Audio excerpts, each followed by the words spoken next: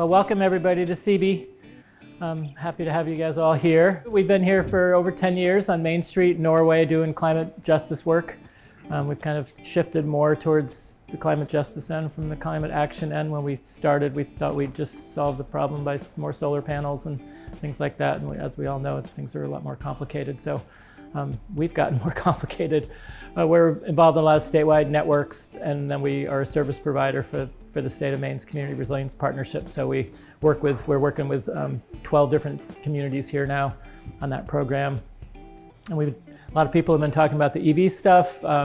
We have our EV Expo that is happening on the 30th. If you guys, anybody's interested in learning about electric vehicles and maybe switching over, probably be 30 or 40 EV drivers there with their cars willing to take people for rides and drives, and there'll be some dealers and a bunch of solar folks and other, it's a solar and EV Expo now.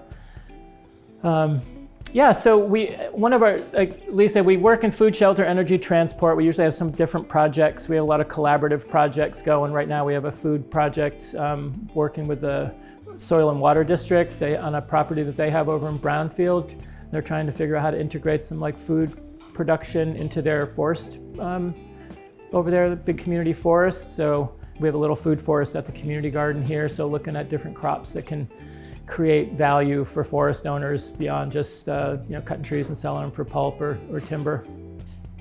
So lots of little projects, but those two are probably our housing project and that forestry project most pertinent to this group, I would imagine. So I have a newsletter sign-up sheet here if you guys want to get on our newsletter and keep abreast of what we're doing. We'll probably be doing some workshops with the Soil and Water District over in Brownfield, coming up around some of these things. So I'm just going to talk a little bit about our housing co-op project. We had an eco-architect. Some of you may have heard of him. His name's Phil Hawes. He's the principal architect of the Biosphere 2.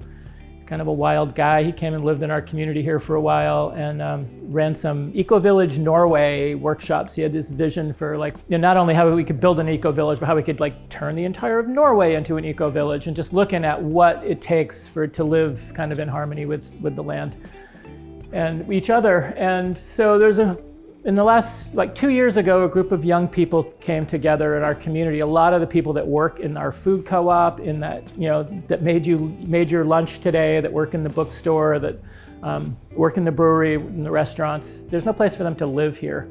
A lot of them are living on top of each other, renting, they're in a big house, and there's 6 people in there. Actually, Kara's on our advisory board or advisory committee for that project. And they came together and they're like, we want to do some kind of affordable housing thing. So these folks have met multiple, they've been meeting every 2 weeks for the last 2 years, and really came up with a beautiful vision for what, and this Norway equitable housing. And one of the people happens to be a graphic designer, so we have these nice logos and stuff that Thea Hart developed that logo and has done a lot of. This project even if it never gets built, which it will, but even if it didn't, it's already had a lot of effect. Thea was invited to present to the Joint Committee on Housing let's talk about resident-owned affordable housing. Let's talk about net zero affordable housing. Maine's got all this climate action plan.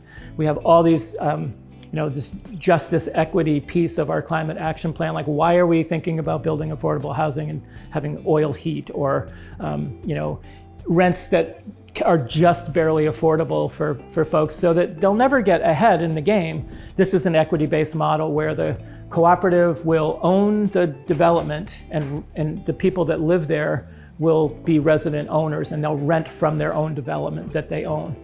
So they don't own their building. That doesn't work. We're trying to get that affordable rental housing grant.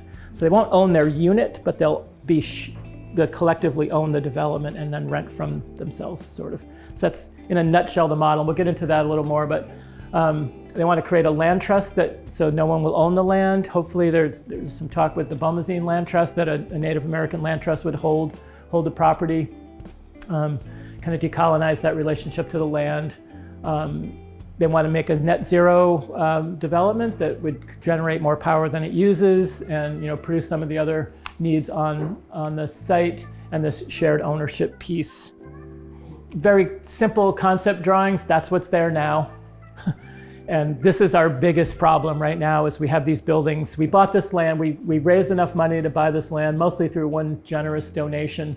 We have 3 building lots, 3 town-sized lots, so it's about 6/10 of an acre total. It's almost the whole end of a block minus this one little substandard trailer lot. That building and the one behind it have asbestos siding on them. It's going to cost us 20 grand just to get those shingles taken off, which will take somebody about 2 days. It's a total scam. And then it's about another $50,000 estimates we've been getting to crush these buildings into dumpsters and cart them off. It's insane, and we're trying to figure out other workarounds there. This was a concept idea. We're probably that building in the middle won't be there. We're looking at now at a 2-building development with a community building with a couple of units in the front. This is sort of facing south, and then a larger building in the back with 8 to 12 units of various sizes, from multi-bedroom to little studios. And it's just 2 blocks from here. It's right across the street from our community garden. And so it's in walking distance to all services. So most of these, a lot of the youth, I say youth, they're mostly all under 30. But not all. It is kind of intergenerational. There's a couple of older folks that are interested as well. I may actually be a resident there myself at some point. But it's all within walking distance to everything you need, and it would eliminate the need for cars. There's talk about like having a couple of shared cars there, so everybody doesn't have to own a car. It's really a much more like community-driven approach than everybody's got their own thing and stays in their own lane. So there's a lot of small units and some larger shared spaces involved in the design. Like I said, resident-led, eventually resident-owned. We've been incubating this project, but we will turn the project over to the cooperative at some point. Same way with our solar cooperative, same thing we did with our Spoke Folks trash hauling bike thing. We work with the Cooperative Development Institute as a cooperative developer. So our job is to get the cooperatives up and running, get them organized, get their bylaws incorporated, and then they stand on their own and go forth. Some, again, concept designs. We want this to be passive solar. We want to have the building envelope built to like passive house standards as much as possible, generate enough PV on site to run heat pumps and lights. And then this is the building lot and how we're thinking about laying things out. We just contracted with Kaplan Thompson. They're really interested in this project to do more serious preliminary design work, but we've all done enough of this stuff. I've done a lot of design build work that we at least could get started with some concept work. So this kind of gets into the ownership structure. I think I've kind of laid some of that out. I don't need to get into the details, but the co-op leases from the land trust, try to keep the monthly payments as affordable as possible, operates at cost, so there's no profit for the developer. The residents are the developer, so the profits stay in that community, and the decisions are all democratic. The land trust that owns the land leases to the co-op, stewards that land for, and it's the equity model is, you've probably heard about this at Raise Up. They're one of our, kind of allies in this project. It's a limited equity thing, so the people that live there will be building equity that they can then sell out, but it's only at inflation. And that's the idea, that there's no speculating on this project. And then this whole thing is part of this cooperative ecosystem of Maine. So we present at Principal 6 conference, both of our cooperative projects. So there's a big cooperative ecosystem in Maine that this would be part of, and it's all, we all work together. This kind of just shows the benefits of a limited equity co-op versus some of these other models. I won't get into the details. I think I kind of covered most of that, but you can see that it checks a lot of boxes that are important to youth in our community. So we're still recruiting. I think once we actually get those buildings gone and have some designs in place, we'll get a lot more potential residents. We probably had about 20 people come and go and involved in the project. There's a core group of a half a dozen or so that continuing There's a lot of relationship building in the neighborhood. They've canvassed, they've had a couple of little events over there, so just trying to build relationships with the neighbors.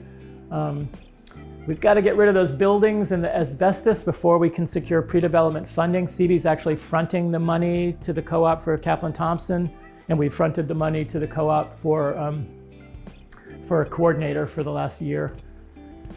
We'll soon incorporate as a cooperative. KTA will develop initial concepts, at least, that we can go to the planning board with. We're planning to apply for that grant, the rural housing, affordable rural housing grant in December. Develop the final budget, capital stack, and get our, and we're tentatively working with Maine Passive House. They have a good relationship with Kaplan Thompson. And then we move in. And the other potential possibility here is, has anybody heard of We Built This or She Built This? It's a group, a lot of women from Maine Passive House that are project managers at Maine Passive House that are carpenters up there.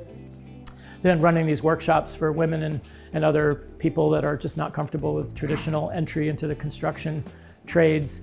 And there's talk of doing some extensive workshops there to maybe do a framing workshop and frame this stuff up. So Maine Passive will manage the project, but there may be a lot of kind of volunteer or workshop labor involved to keep the costs down a little bit. So yeah, that's pretty much what I've got. This is one of Kaplan Thompson's projects, which kind of captures what we're trying to do there, is build some passive solar, very, like kind of modern, light, airy spaces, as opposed to a lot of the affordable housing in this area is pretty dismal, and it's old buildings that are chopped up and not inspiring or potentially or really healthy in a lot of ways. So I will leave it there. Kara, Wilbur. I think you mentioned I'm a planner by background, and then moved into real estate development, 8 years ago. And at the beginning of COVID, I decided that I wanted to try to figure out how to do infill housing in the parts of Maine that weren't southern Maine, where the market was a little more difficult. I'd been, hearing from people around the country who have been doing small scale infill development for years and just never saw it happening in Maine. And also multifamily stuff, sort of the missing middle typologies between duplexes and 12-unit apartment buildings. So I started down this path of designing some buildings, working with Woodhull, who are architects out of Portland, and then also getting some land and trying to figure out how to make the numbers work, and just couldn't make the math work. So then I was like, oh, maybe I'll just become a modular dealer and that should help, which I found out that it helped a little bit, but mostly in terms of reducing complexity and reducing time, which also does save some money, but makes it easier to get projects to happen. And they gave me a license, which was surprising and exciting. And so for the past 4 years, I've been working on developing a typology of, or a range of building types that sort of fit with the traditional look of Maine's architecture. And then also building types that fit on narrow 50-foot by 100-foot lots, which are kind of the building blocks of most Maine villages, towns, and cities. Those are the lot sizes that we have all over, and for the past 100 years we've just been losing buildings and really not gaining them back. So that was the objective, and this is, I just wanted to show you kind of a range of what I've been working on. This is a 15 by 26 foot building. That's the smallest one I've designed so far, 1.5 stories. And what's surprising about this is, how much do you think it might cost to build this kind of very small, if you want to even call it a starter home? $275,000. It's very specific. That's so you can probably do it for that if everything's made out of plastic. And that's sort of what we're finding, that this kind of building, if you want to get it to a price point that's under like $250, everything's vinyl. So out of the factory, out of KBS, I can get this for about $100,000 without any site costs, no, footings, foundation. any of that kind of, utility hookups, none of that. So, and then if you go up to, if you're trying to do sustainable materials, which all of my stuff is spec'd with, wood clapboards, long length, wood flooring that gets finished on site, so it can be repairable. It's not like the factory, finish that you ding in like 2 days and you can't fix it. Hard, solid countertops, like all that, you're then talking about closer to $300,000 for this tiny little house. And these are 8 and 10 unit apartment buildings that again sort of fit on a narrow infill lot. This is in Madison, Maine. And I kind of knew out of the gate no one was going to buy my stuff unless I built it first. So I've been working toward developing projects using the modular that we've been designing. So this is a project we are getting financed through the rural rental program. We got into the last round. We were the last project before they ran out of money, and we're going to be the first project to close, which is happening in the next 2 weeks. So we'll break ground mid-October or mid-September for these, and we're starting with the 2 far ones at the far end there. And so the first 2 buildings are an 8 and a 10 unit building that will provide 18 units of 80% AMI housing. And same specs, it's like they're gonna be really nice. They have nice windows that are wood on the inside, metal clad on the outside. We have metal roofs going on. We have wood clapboard hemlock siding, white oak flooring. They're gonna be really nice, bright units for people who are working maybe at Timber HP, which is also where we're going to get our insulation from. So, and that's right down the street from this. So, a really great story, and we're very excited to finally be getting these to move forward after, how long ago did COVID start? 4 years in the making. The company is Dooryard, where we have a lot of this information. Again, trying to provide sort of a range of building types that can fit into Maine vernacular architecture neighborhoods. And these are just some of our fun renderings that I stuck on the end here. In Sanford, we're doing another infill project. So we're putting an 8 unit and a single family on a very tiny little lot that used to have a church that burned down on Bodwell Street. So those will happen hopefully in the spring.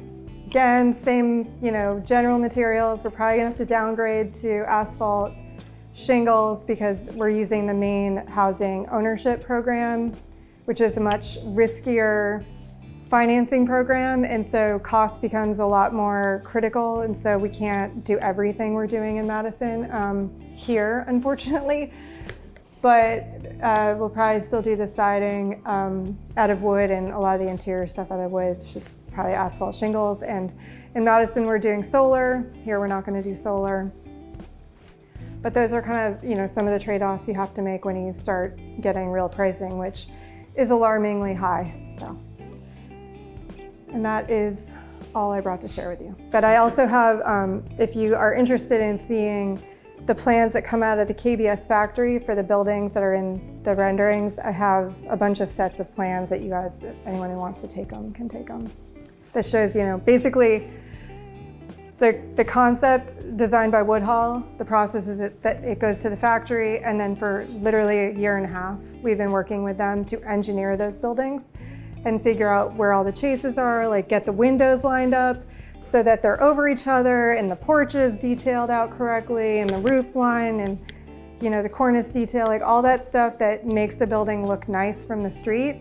Most people don't care about that. So that's why we get buildings that just, they're either really depressing or you can tell something's off. So we've been working really hard on, initially the proportions, but then just making sure that the factory has everything designed the way we want it designed on the outside. So it feels like it's part of the neighborhood. So that was 1.5 years. And then I think the other interesting piece is, we've been working really hard on floor plans that are very efficient. So instead of charging people for empty square footage, which is sort of the McMansion approach, it's really about figuring out how to make very efficient, well-designed spaces that work for the way people live and that feel good and that don't frustrate people on a daily basis. And also, give them a chance to connect with the neighborhood through things like porches. So that's kind of what we've been doing in a nutshell.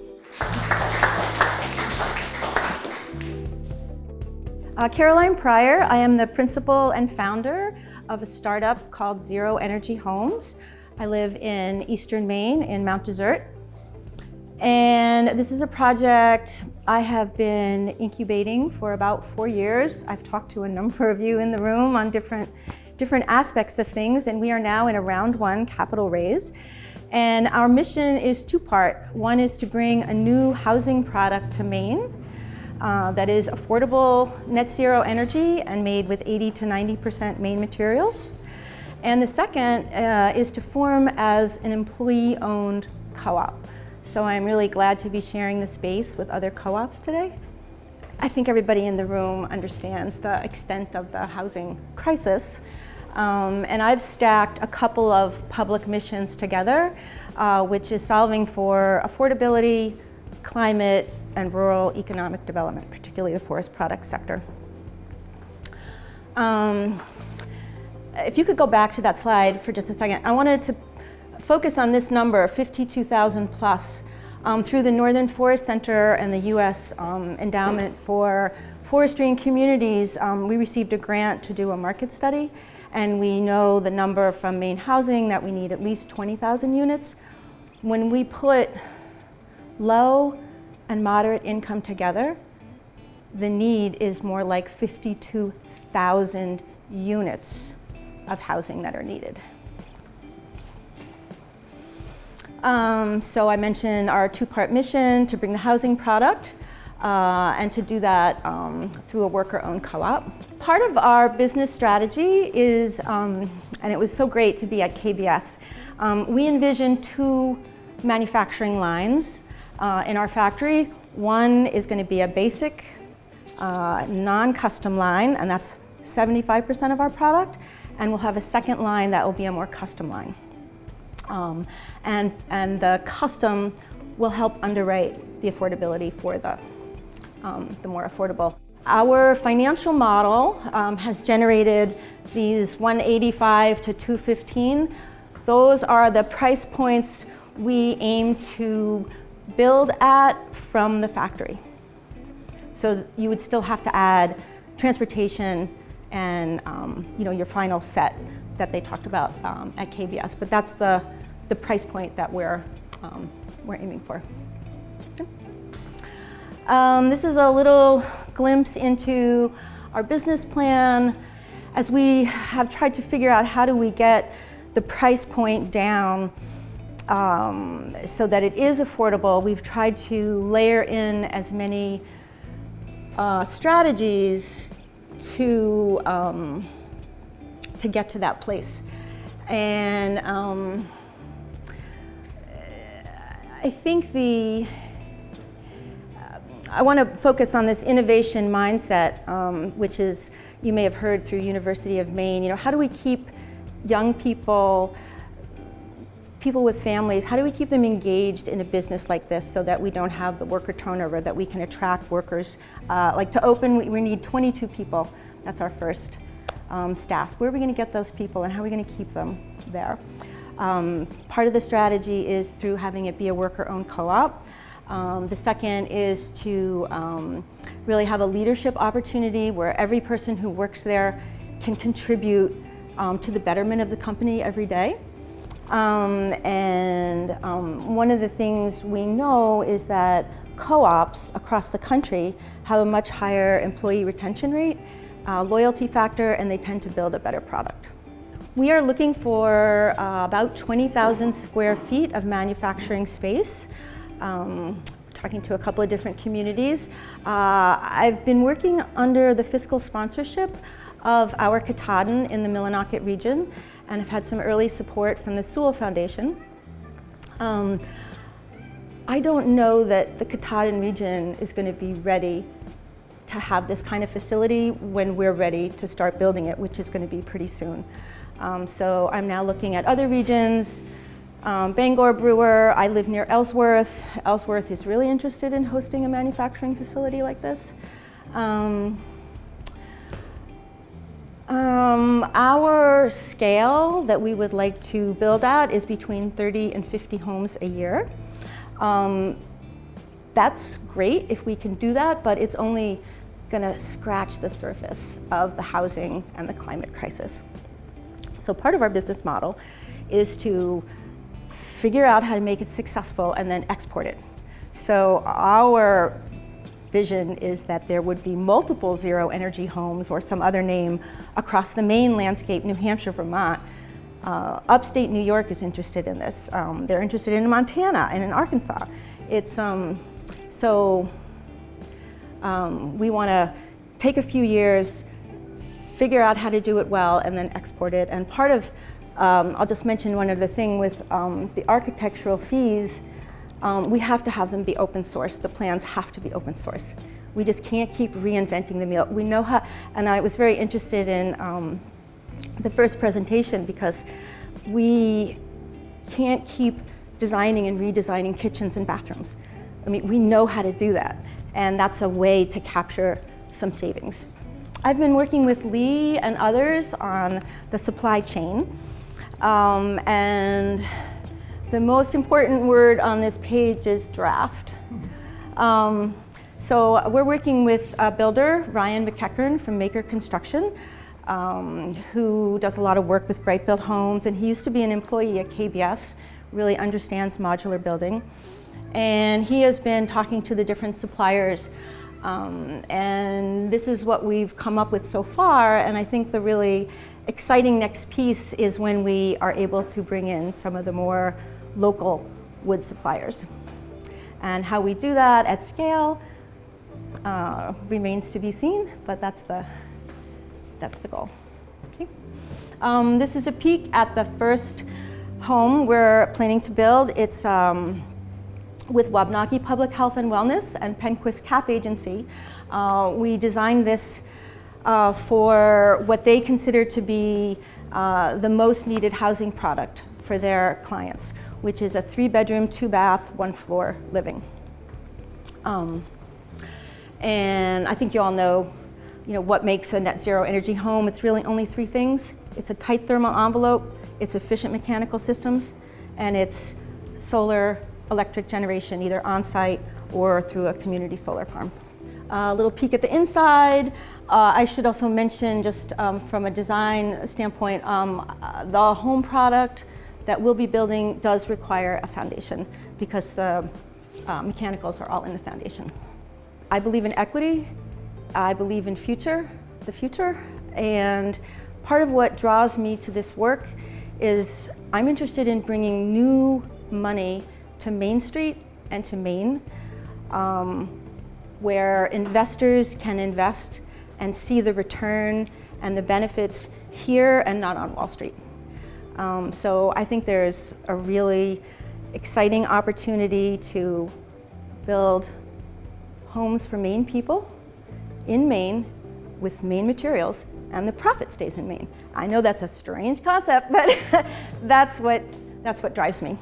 We've had some great partners. CDFIs are interested, and cap agencies, the Sewell Foundation, as I know there are some other funded groups, I think, here in the room. They're really visionary. They believe in investing their endowment in actually socially important businesses. And we're really happy to be working with them. They've offered us a construction loan, a 1-year construction loan at 2% interest, deferred. Some of the people I've been working with, Ryan is really key here. He believes in the mission and he has the modular background. Same with Parlin. They're at the table in part because they're people who work for Bright Built Home can't afford a Bright Built Home.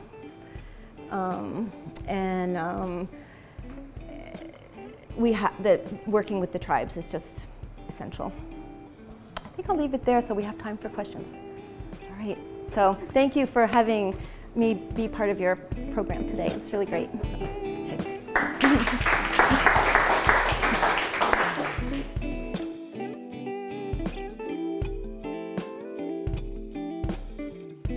It just seems so obvious that we have the materials, we have the raw materials. I've lived in Maine for 40 years. I'm familiar with some Maine forest products. I knew that we had a crisis in our mill towns as paper industry is changing.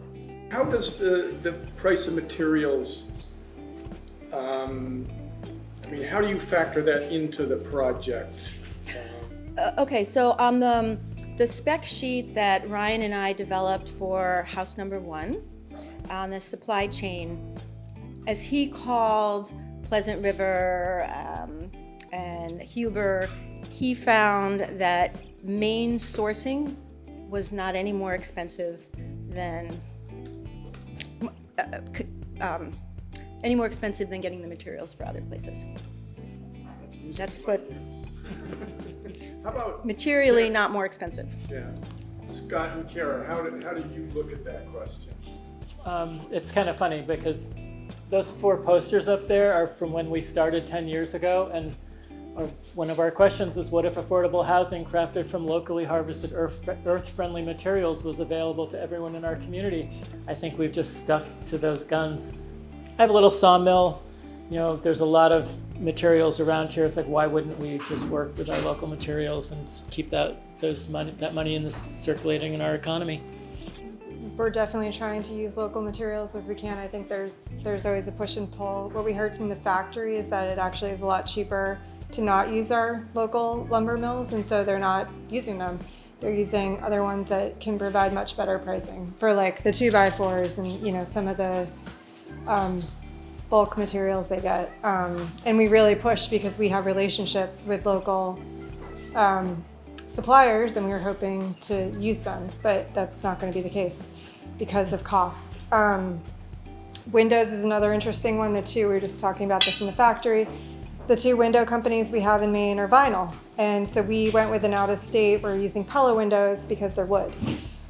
So there's always a push and pull when you're trying to balance local versus like the kind of materials and sustainability, all the price, all the factors. Is the co-op format, the business format, less expensive than say an ESOP format? And could you find more compatible financing if you had an ESOP format than a co-op format, which most investors are unfamiliar with? Is that for me? Yeah. I haven't considered an ESOP. What is ESOP? Employee stock ownership plan. It's an employee-owned company. I believe in the broader co-op values philosophically. I have not been told yet that forming as a co-op will be more financially expensive. Forming as a co-op, and I think also an employee stock-owned company, there's a different culture. And in any training for co-ops, like the first thing they tell you is culture is really important, and that's I think it kind of like the wood. It just like I've been a co-op member for 40 years, like of a food co-op, and it just feels like a natural way to do business. It's community-based, it's democratic, there's equity, and I think in Maine there's a cooperative ecosystem developing, and at the Principles 6 conference, you had the co-op principles. 6 is co-ops helping co-ops. They have a conference every year, Maine Cooperative Development and Maine Cooperative Business Alliance. And there were lenders there this year. There were banks there, talking about, kind of like they're learning about co-ops. There's also the Cooperative Fund of the Northeast, which is chomping at the bit to finance some of this stuff.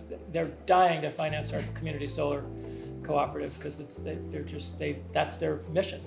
That's a consumer co-op. But the worker co-op, like you said, it's just a different vibe. And we've done this training with Cooperative Development Institute, and that culture piece is huge. It's like democratically controlled. People that work there not only own, but they democratically control the business too. And I think that keeps workers happy, and like you said, the retention is better over time, and so it has its advantages for sure. So if your plant is going to be worker-owned, do you also have investors, and how do you have investors participate without taking equity from the workers? Our model is to have investors. We have a few, and investors and employees sharing in the profit equally. So we're hoping once we're profitable in a few years, we're hoping for an 8% return to investors, but investors won't be controlling the board of directors. The employees, the workers will be the part of the democracy of how the company is run. So I'm with New England Forestry Foundation, and we did receive a large grant from the USDA as part of their Climate Smart Commodities. And the person who is looking into questions like that was Jen, and she's left. But it's something that we're interested in, and so sort of that supply chain, I think, is essentially what we're talking about. How can we maybe do direct to consumer, or how can we ensure that we're tracking that wood from when it's cut at the stump and get to some of these projects where we really want to see it going to. So I think it's something we're looking into, but we don't have answers yet. I think that one thing that we can all do cooperatively, and one reason I like to come on this tour, is that we can raise awareness about the importance of Maine's forests and why should we give a hoot about wood. It isn't just because it's more sustainable and non-toxic materials, but Maine's forests, we're the most forested state in the nation, where that forest sits at the heart of the largest and most intact temperate forest in the world. It provides habitat for 139 rare plants and animals, 21 of them globally rare. It's a globally important resource. And if you grew up in Maine, like I did, you probably think it's always been there and it's always going to be there. But that's not the case. It's incredibly fragile. And Cara and I were talking about the encroachment of development is one of the threats to it. There are many, and Lloyd can speak to those. We've talked about bugs and disease, development, climate change. Further, Maine's forest is vitally important for adaptation and mitigation of climate change. Because of our mountainous ecosystems, we have microclimates. Because there are large intact segments of forest, there are places for species to retreat as the world gets hotter. It's a vitally, vitally important place. So that connection, anything that we can do that keeps the forest intact is important. And building out wood is one of the ways. The carbon footprint of materials, like wood materials, I mean, as you guys know, they sequester carbon in the building. Petroleum-based materials, have a high carbon footprint. We're not paying. That's not factored into the economic equation right now, and it really needs to be in everything we do. That's like if we could get carbon fee and dividend passed in Washington, and there was actually an escalating fee on that carbon that's produced by those more carbon-based materials or fossil fuel-based materials, it would level these costs out, and it would make a lot more sense to build with wood. And if we do the same thing with our forests, then we would, the more we can keep our forests growing and sequestering carbon, the more valuable they would be, the more valuable the products would be. So we got a lot of policy work to do around making this all more viable. Just a quick question for Caroline.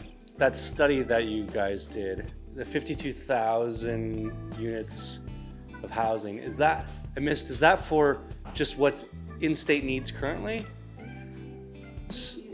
Okay, but that's just for the current demand, like within the state? Yes.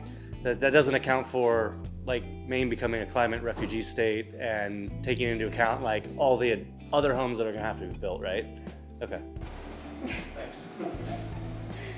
I have one thought on the question, TNC and NEF and AMC policy opportunities. Your organizations have a presence in Augusta, and you have a lot of credibility, and I think maybe there's an opportunity, like Zero Energy, we don't have a presence in Augusta, and yet we're maybe the type of company that you could imagine, and same thing with Cara. I think there could be an opportunity to make more connections like this and see look ahead a few steps where you would like your work to go, and see if there are more opportunities to support, for example, some of the housing, the affordable housing policy pieces that are being developed by the governor's office and the legislature. I think there's a real opportunity for your voice and your weight to make policy change. Absolutely, and we have the new climate action plan. The update of the climate action plan is going to be happening at the beginning of next year. From basically January to June is your chance to have input into that climate action plan, and there is a housing part of that plan, and we should push as hard as we can for incentivizing local sustainable materials that are part of the climate solution and not part of the climate problem. And building in the correct locations, which I want to follow up on that topic. As far as work in Augusta goes, Build Maine and Grow Smart Maine have a bunch of bills that got carried over that are in front of the legislature this coming year that relate specifically to trying to make it easier to do development in villages, hamlets, downtowns, cities, and making it less easy to develop in our rurally designated areas. But we need a lot of support because in Vermont there's a coalition between development folks and environmental folks, and they see that it's two sides of the same coin, and so they have that alliance. Here we're trying to build it, and we need people to come support these bills that help do that work. That's fundamental because it's easier, cheaper to do lot splits in rural areas and subdivisions in rural areas, and that's why it's been happening. Our zoning is basically 1 and 2 acre lot zoning over areas that are designated as rural. And that's where people are doing the building because it's just so much easier and cheaper and harder to do in our downtowns. If I could make a remark instead of a question, your remarks prompt a memory of a time when I was with a group of people. I think we were at dinner with a fellow who was a net energy analysis expert. He could look at ecological impacts of all different kinds of materials. And I've read a lot of the literature about lumber and whether lumber is more energy intensive than steel and all these other things. But I asked him, that's nice to know, but what are the biggest environmental impacts? What are the impacts of the cement and all the other things that are in houses and the shingles? And he said, none of it matters. What matters is where it is built over the lifetime. I never hear anybody talking about that. And I go, I'd never thought of that before. But it's very clear that what matters is the lifetime. And if we have the lifetime perspective, it doesn't matter whether you build a house out of lumber or plastic or metal. It matters where you build it. So let's take a community in Cancer Alley on the Gulf Coast where vinyl is made. It is an environmental nightmare to live in those communities. And the vinyl chloride and the other components that are needed to make that product and ship it around the world, and then there is no end of the life cycle for that product. That's why I would refute that it only matters where you build it and not what you build it with, because those are heavily subsidized industries. That's the petroleum industry and the chemical industry. And so I believe in infill development. We do live in a rural state, and where I live, there are only so many apartment buildings that are going to be built. It's just a few, and it's That may be true, but rural parts of our state have villages and hamlets, and they were inherently walkable, and they can be again, and we can build in a pattern where you can have walkable places. It's not just a subdivision where you have to drive to everything. And I think anyone who has driven here today knows that the amount of traffic in Maine is exponentially more than it has been. It's just going to get more as we get more people coming here. But that is because of our low density pattern of development where everyone has to drive to everything. And so that's an environmental problem too, not diminishing what you were saying, because I absolutely agree with the materials matter as well. It's all of the above. It's all of the above. Build the right way in the right place. But rural at the Maine right is time. not exempt from having walkable, lovely communities. I agree. So. You're in one right here. Yeah, this is it. This is rural Maine. Mine was also just a comment where we're talking about materials and location. And a lot of what I saw here seemed to tap into this is the size. So if you're familiar with the heat flow equation, it's area times delta T times the U value, which is the inverse of R value. And so if you cut the surface area in half, you cut heat flow in half. Or you have to double your R value, which is twice as many materials. So if we consider this surface area of the buildings, we're reducing upfront carbon because we're using less materials, and we're reducing operational carbon. But we can't all live in tiny boxes, obviously. So it's a balancing act, like anything, but just another element to the equation. Just smaller per, I wouldn't say per volume, I'd say per resident or whatever. So another check in the box for multifamily housing. Yeah. Less angles, yep. A sphere, a cube, a rectangle. I would just argue that if PVC should not be manufactured and produced and sold, that's another issue. And if it shouldn't be sold, it should be banned. It shouldn't be in the mix of choices to start with, or its environmental and occupational impacts at the source should be managed a lot better than we're doing. But that doesn't change the basic concept that the biggest impact of a house long-term over its life depends on where it is built. Anyone else? Thank you all for coming. Yeah, thanks for coming. Thanks for coming.